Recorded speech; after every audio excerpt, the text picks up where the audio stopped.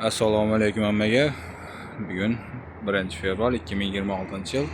Shovot tumanida bizda yana o'tin pechkalarimiz bor. Ko'mir kotyollarimiz. Kimga kerak bo'lsa, nalichida bor. Gaz kotyollarimiz ham bor. Keyin cho'yin batareyalarni ildirib qolgan kronshtaynlarimiz hammasidan bor. Kelishilgan narxlarda beramiz. Keyin hozirga chiqib turgan toza ishlab chiqarib boshladik buni. Gazda yanadigan Akti degan kotyollarimiz bor.